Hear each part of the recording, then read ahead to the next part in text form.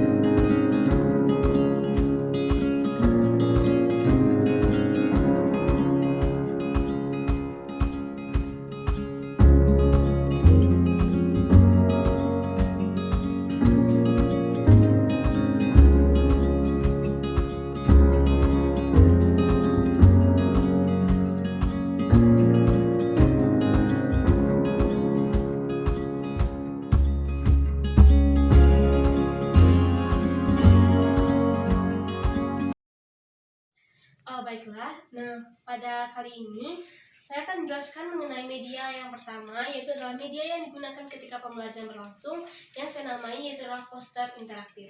Nah, seperti di samping ini adalah bentuk dari poster interaktif itu sendiri. Nah, di sini poster interaktif tersebut adalah suatu media yang berbentuk poster yang digunakan dalam pembelajaran ekonomi, di mana poster tersebut belum lengkap dan nantinya akan dilengkapi oleh peserta didik. Nah, di sini bisa terlihat contohnya seperti di titik ini dan yang ini serta bagian-bagian ini nantinya akan dijelaskan oleh peserta didik itu sendiri. Nah, untuk melengkapi poin-poin yang hilang tadi, maka di sini saya membuat poin-poinnya sendiri, di mana nantinya poin-poin ini akan dibagikan kepada kelompok-kelompok peserta didik, dan nantinya pada peserta didik tersebut akan menempelkan poin-poin tersebut kepada poster ini. Dan dalam hal itu, peserta didik tersebut akan menentukan pilihannya pada poin-poin yang telah saya buat ini untuk ditempelkan pada media poster yang ada di depan kelas. Baiklah, nah pada poster interaktif ini, kompetensi dasar yang digunakan itu adalah memahami mengenai permintaan, penawaran, dan harga keseimbangan. Sedangkan indikator yang dicapai tersebut ada 3. Yang pertama yaitu menginterpretasikan hukum permintaan dan penawaran. Nah, yang kedua mengklasifikasikan faktor yang mempengaruhi permintaan dan penawaran. Serta yang ketiga yaitu adalah menggambarkan dan memahami grafik dari permintaan dan penawaran itu sendiri. Baiklah, di sini saya akan menjelaskan mengenai latar belakang saya memilih poster interaktif ini dijadikan sebagai media yang berbentuk games dalam materi ekonomi. Dan di sini kita ketahui bahwa kurikulum tersebut adalah rancangan mengenai pembelajaran yang akan dilakukan dalam pendidikan. Nah, di mana kurikulum tersebut akan dijadikan pedoman ketika kita melakukan pendidikan. Nah, di sini kurikulum yang berlaku di Indonesia itu adalah kurikulum 2013. Di mana pada kurikulum 2013 tersebut berorientasi kepada siswa, di mana maksudnya siswa lebih aktif dalam pembelajaran. Nah, di sini pada poster interaktif ini mengenai permintaan dan penawaran ini, adapun metode pembelajaran yang digunakan itu adalah metode pembelajaran active learning, atau pada active learning ini yaitu bahwa siswa tersebut lebih aktif dalam pembelajaran. Nah, di sini mengapa poster ini disebut interaktif? Karena di sini dalam poster ini akan menuntut peserta didik untuk aktif berinteraksi dengan poster, dengan media posternya, dengan guru serta dengan siswa lainnya.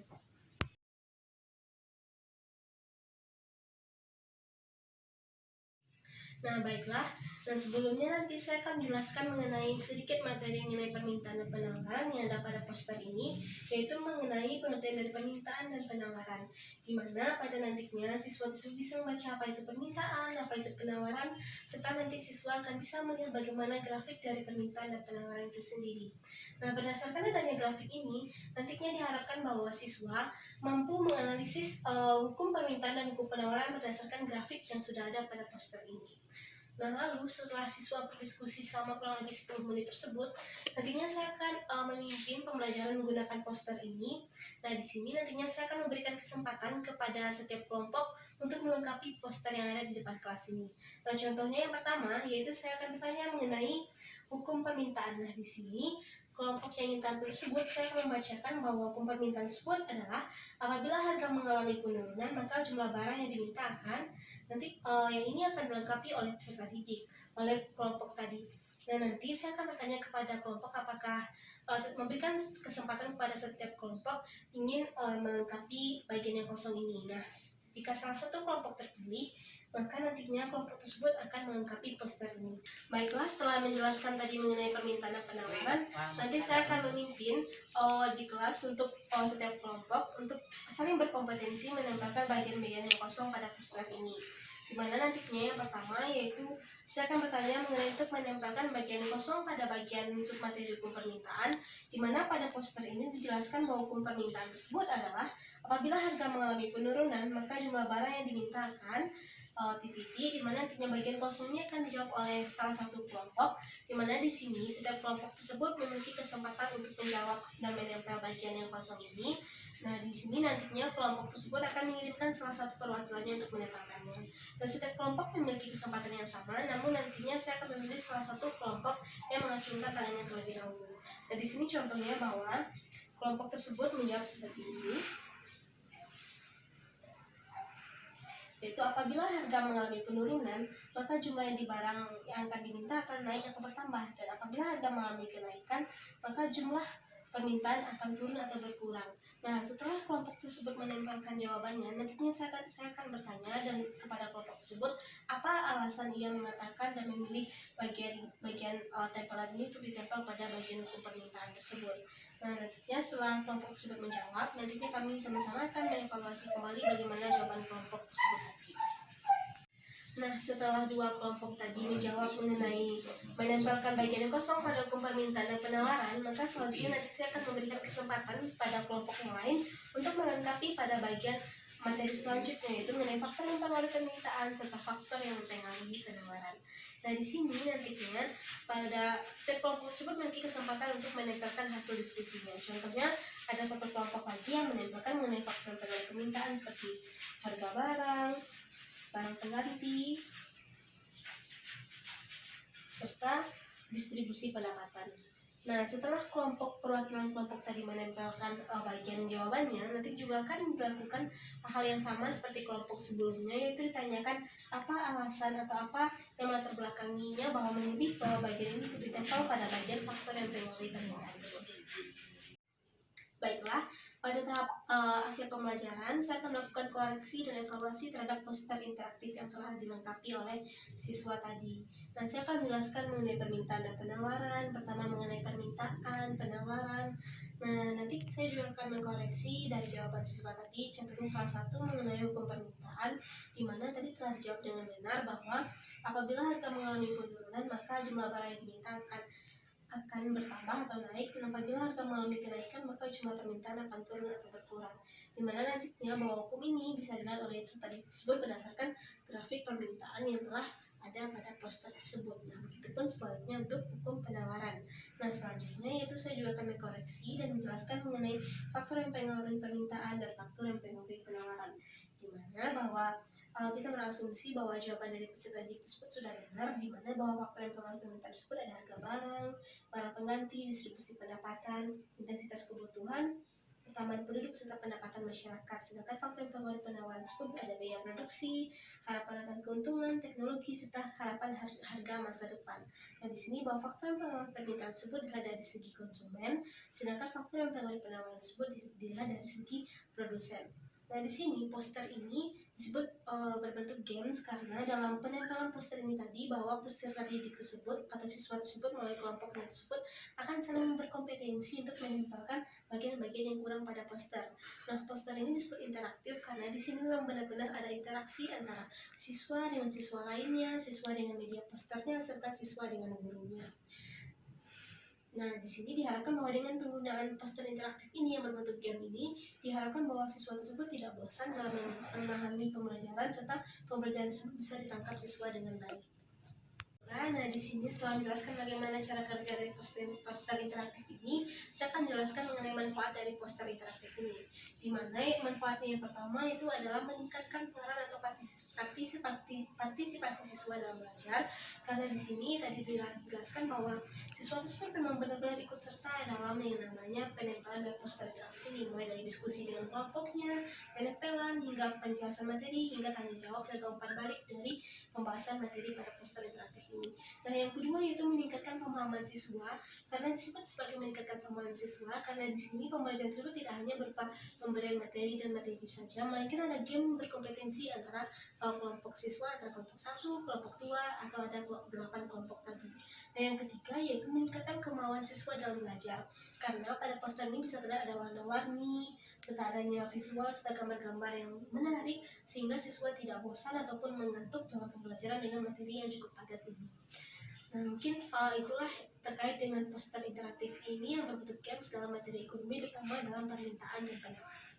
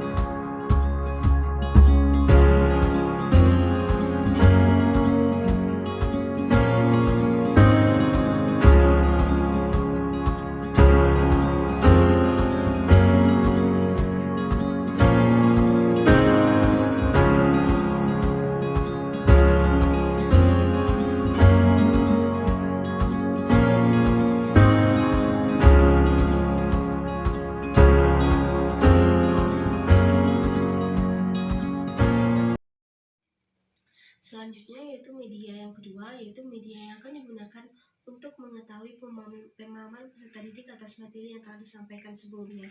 Nah, di sini media yang digunakan tersebut namanya adalah dartboard games, di mana dartboard games ini adalah suatu bentuk games atau permainan dengan cara penggunaannya melemparkan anak panah kepada papan darts. Nah, ini adalah papan darts dari dartboard games tersebut. Selanjutnya, saya akan menjelaskan mengenai dartboard games ini, di mana dartboard games ini tadi kan sudah berbentuk papan. Nah, di sini papan tersebut berbentuk lingkaran.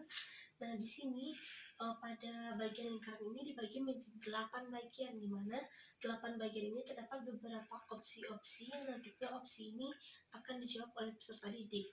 Nah, di sini opsi tersebut ada 8. Yang pertama itu ada dari guru, ada sebanyak 5. Di sini ada by yourself, itu dari dirinya sendiri.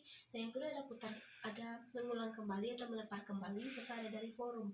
Nah, maksudnya di sini beberapa opsi ini yaitu nantinya bahwa jika ketika siswa melempar bagian kepada anak panah kepada bagian dartboard ini, maka opsi yang terpilih tersebut dia akan mendapatkan pertanyaan tersebut sesuai dengan pilihan opsinya, apakah dari guru, apakah dari dirinya sendiri atau by yourself, ataupun dari temannya itu melalui forum. Nah, setelah menjelaskan mengenai papan dartsnya tadi, setelah dengan beberapa opsi yang tersebut, tadi sudah dijelaskan itu ada opsi dari guru. Nah, di sini opsi dari guru tersebut ada beberapa pertanyaan yang telah dibuat, yaitu seperti ini. Ini adalah beberapa paket pertanyaan yang nantinya akan diberikan kepada peserta didik apabila ia ia memilih pada pilihan mengenai guru atau pertanyaan dari guru. Nah, alat selanjutnya itu ada anak panahnya. Nah, di sini anak panahnya berupa ini. Nah, nanti akan dicontohkan bagaimana cara melemparkan anak panahnya kepada papan dartsnya tersebut. Nah, tadi kan ada opsi-opsinya. Di salah satunya itu ada banyak dari opsi guru, di mana opsi guru ini adalah pertanyaan yang akan saya buat sendiri dan saya berikan kepada kelompok yang mendapatkan opsi guru ini. Nah, di sini ada beberapa pertanyaan yang telah saya buat. Nah, yang pertanyaan pertama yaitu mengenai paket A ini. Nah, itu pertanyaan itu adalah jelaskan ciri-ciri pasar, persaingan tidak sempurna dan bentuk pasarnya. Nah, adapun pada paket B, pertanyaan pada paket B ini itu adalah jelaskan kelebihan dan kelemahan pasar monopolistik. Nah, selanjutnya itu ada pertanyaan untuk paket C, yaitu adalah jelaskan ciri-ciri pasar persaingan sempurna dan contohnya. Nah, selanjutnya itu ada paket soal dari paket D, yaitu apa perbedaan pasar oligopoli dan monopolistik beserta contohnya. Nah, lalu selanjutnya itu ada soal untuk paket E. Di sini contohnya itu PT Pertamina termasuk bentuk pasar apa dan bagaimana ciri-ciri pasar tersebut. Nah, untuk pertanyaan terakhir atau paket yang terakhir itu adalah oligopoli termasuk jenis pasar apa dan jelaskan ciri-ciri dari pasar oligopoli beserta contohnya. Nah, itu adalah beberapa pertanyaan yang telah saya siapkan apabila kelompok memilih anak panahnya pada bagian opsi guru, bukan pada opsi forum atau by yourself ataupun ulang kembali. Nah, untuk materi yang akan digunakan pada penggunaan media bentuk games dartboard game ini tadi juga sudah dijelaskan bahwa ini digunakan untuk menguji atau mengulang mengetahui kemampuan peserta didik terhadap materi yang telah disampaikan. Adapun kompetensi dasar yang digunakan pada media kali ini yaitu adalah untuk memahami berbagai bentuk pasar berdasarkan strukturnya. Adapun indikatornya ada 4. Yang pertama itu memahami definisi dari berbagai bentuk pasar berdasarkan strukturnya, mengetahui karakteristiknya, mengetahui kelebihan dan kekurangannya, serta contoh dari berbagai pasar tersebut. Nah, selanjutnya saya akan menjelaskan mengenai bagaimana cara penggunaan papan dartboard ini ketika dalam pembelajaran. Nah, setelah kita mengetahui KD dan indikatornya tadi, nah adapun metode pembelajaran yang digunakan pada games dartboard ini itu adalah media active learning atau siswa yang aktif dalam pembelajaran. Dan nantinya pada pembelajaran dalam kelas tersebut, saya akan membagi siswa tersebut ke dalam beberapa bagian kelompok kecil. Dan nantinya pada kelompok kecil tersebut akan memiliki kesempatan setiap kelompoknya 1 kali kesempatan untuk melemparkan anak panah ini ke papan darts ini melalui perwakilan kelompoknya. Nah, nantinya ketika ia mendapatkan salah satu opsi tersebut, maka ia dan kelompoknya wajib menjawab pertanyaan berdasarkan opsi yang telah didapatkan tadi. Nah, ketika kelompok tersebut mampu menjawab, maka ia akan mendapatkan poin dari jawabannya tersebut. Namun, apabila kelompok tersebut tidak mampu menjawab pertanyaan yang didapatkan dari opsi ini, maka pertanyaan tersebut akan dilempar kepada kelompok lain. Nah, kelompok lain yang mampu menjawabnya, maka ia akan mendapatkan poin dari tersebut. Sehingga selain bermain dalam bentuk games ini, maka siswa tersebut juga saling berkompetensi untuk mendapatkan poin untuk kelompoknya. Baiklah, sekarang saya akan mencontohkan bagaimana cara penggunaan atau permainan dalam dartboard games ini, yaitu contohnya ketika salah satu perwakilan dari kelompok, misalnya kelompok 1, akan maju ke depan untuk melemparkan anak panahnya ke papan darts. Nah, di sini saya akan contohkan bagaimana cara melemparnya ya.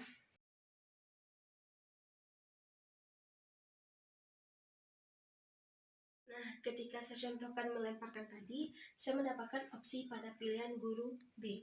Nah, di sini nantinya perwakilan kelompok tersebut akan mendapatkan pertanyaan dari pertanyaan yang telah saya buat, yaitu di mana pertanyaan yang ia pilih tersebut itu adalah bagian B. Nah, di sini adapun paket pertanyaan untuk bagian B itu adalah ini mengenai struktur pasar, yaitu jelaskan kelebihan dan kelemahan pasar monopolistik.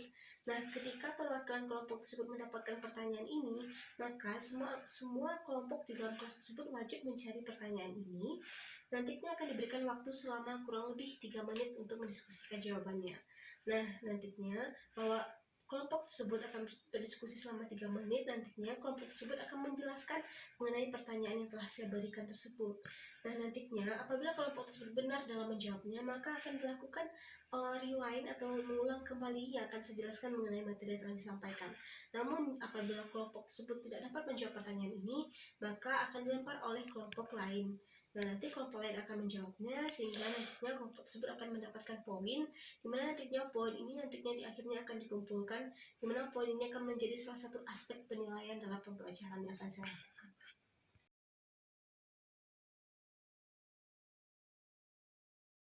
Nah, tadi ada salah satu contoh lemparan, yaitu mendapatkan by yourself. Nah, di sini by yourself ini maksudnya bahwa anggota kelompok yang telah melemparkan mendapatkan opsi tersebut, maka ia dan kelompoknya silakan menjelaskan materi berdasarkan pemahaman atau materi mengenai struktur pasar mana yang ingin ia jelaskan kepada forum.